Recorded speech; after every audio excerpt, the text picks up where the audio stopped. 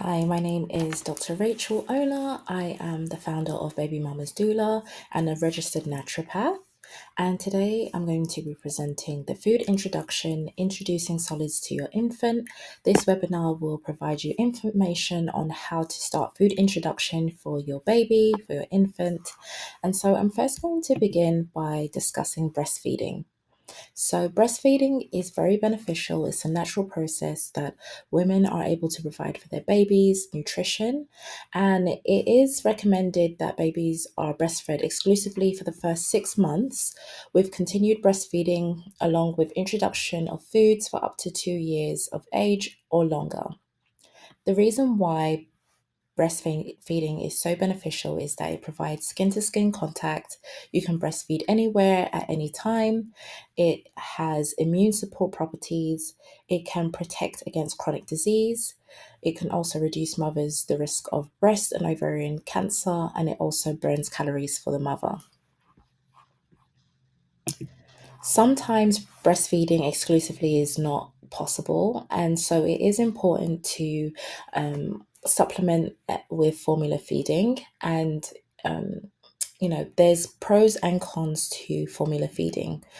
Benefits of formula feeding is that it's convenient, it allows your partner to feed as well, and you don't have to worry about the diet or medications being passed to the baby. The cons of formula feeding is that it lacks maternal antibodies, it is expensive, and it may cause gas and bloating. And it can also increase the risk of infections due to water being mixed inside the formula. There are several different types of formula milk, which I will provide a little handout inside the Baby Mamas community. But basically, it goes over the different types of formula fed food that you can provide, such as cow's milk. There's also goat's milk, there's soy based, there's organic, there's hypoallergenic. And in this handout, I will be providing the benefits and the cons for each and every type. It is best to speak to a naturopath or to speak to a registered dietitian, nutritionist on the best formula food for your baby. So here we are. This is a quick summary on the types of formula food that can be provided. And most formula food is fortified. So what that means is that they add in proteins, vitamins, minerals such as iron, sometimes probiotics, just so that the baby is getting a decent amount inside of their milk. As said before, by the American Academy of Pediatrics, they recommend that introducing solids at 6 months. So from 0 to 6 months, they do advise exclusively breastfeeding. And then from 6 months, that's when you should be introducing food. And the benefits of waiting until the third to the 6th month is that around 6 months, babies have sufficient iron stores that they can benefit from solid foods, and their digestive system is more mature and they're able to handle a variety of foods.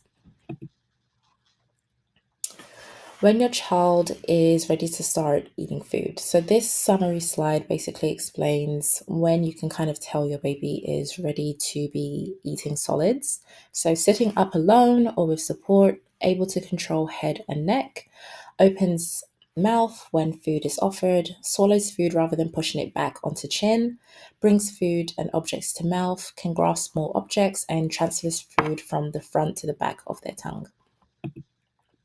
Signs that it might not be time is that the baby is younger than 6 months, baby is not able to sit upright or control their head, baby still has tongue thrust reflex, so they're pushing the food out. So there's two types of feeding practices. One is spoon feeding, which is using a soft spoon to feed the baby, offering food to them slowly and gently. And the other is baby-led weaning, which is offering soft finger foods for them to start. There is a lot of controversy as to which way is better than the other. I personally think that whatever your baby kind of decides, and you'll kind of know as a parent what practices work better for them, which will be more beneficial. Tips for having a positive feeding experience is making mealtime fun and stress-free. Let the baby explore food. Mess is normal. Avoid pressurizing the baby to eat, and maintain a calm, relaxed atmosphere during feeding time. So, first foods. Continue to breastfeed or formula feed, offering solids once a day initially. Gradually increase solids to 2 to 3 meals per day. Introducing one food at a time. Wait 3 to 5 days between introducing new foods to check for any allergenic reactions. And then texture and consistency. Always make sure that it starts as a thin, smooth puree. You want to avoid a choking hazard. Then you can gradually increase the thickness and texture as the baby gets used to eating solids. Start with small amounts, so 1 to 2 teaspoons of pureed food, then gradually increase the portion sizes based on the baby's appetite and readiness. Okay, so allergenic food. Sometimes babies have allergies to these food, and it will be hard to know what they are and aren't allergic to until it's been introduced. Common allergens are eggs, peanuts, nuts, dairy, soy, wheat, and fish. And symptoms of a food allergy is rash, swelling, vomiting, diarrhea, and difficulty breathing. It is advised to introduce allergenic foods one at a time and wait 3 to 5 days before introducing another new food. And if an allergic reaction does occur, remain calm, remove the food immediately, and call your pediatrician or go to the ER if there's a severe reaction. So, swelling, breathing issues, if any of those occur, please go and contact the ER and make sure that your baby gets help. So now I'm going to give you a quick little food list of what you should kind of be avoiding, and then foods that you should kind of be introducing by each stage. So, food to avoid: honey until 12 months. So, the risk of botulism is one of the concerns. So, babies don't have the immune system to kind of fight the spores that are found in honey until 12 months. And that's why it's recommended to avoid honey until 12 months. Whole nuts and hard foods, as it's a choking hazard. Cow's milk as a drink until after 1 year old, and then added salt and sugar. We just want to make sure that we don't cause downstream diabetes or any other endocrine issues. So therefore, we'll kind of prevent adding salt and sugar to their foods. So at 6 to 9 months, this is kind of what you want to be introducing. Canned mixed cereals, mashed grains, to water, breast milk or formula, mash or puree, veggies, fruits, and other food that are smooth, food that has iron inside of it, and then hard fruits and veggies should be cooked. So you want to make sure that it's smooth food that they can digest easily. At 9 to 12 months, you're going to now start increasing pureed and mashed food that are high in zinc, and then cooked vegetables will still be on the menu.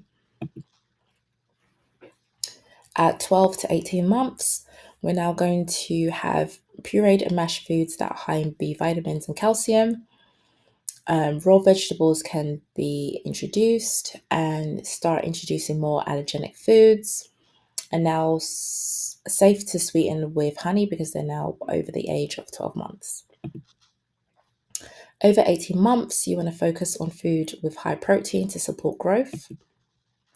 And here's the little grocery list of what you would want for veggies.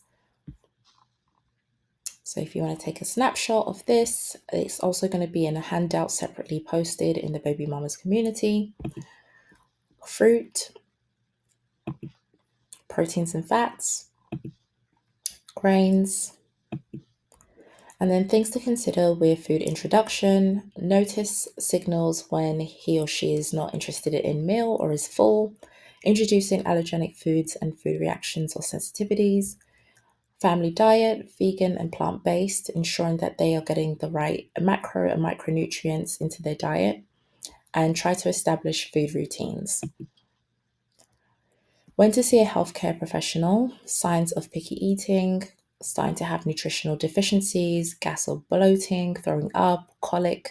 So any of those kind of signs and symptoms, your child should see a naturopath, nutrition, pediatrician, any healthcare professional that can help. This is to avoid having GI issues later on in life or having picky eating. So that's the end of the food introduction webinar. This webinar or lecture was brought to you by Baby Mama's Doula. To stay in contact, our website is babymamasdoula.com and our email is babymamasdoula@gmail.com. To book an appointment, you can contact babymamasdoula.com and you will be connected to me. Thank you.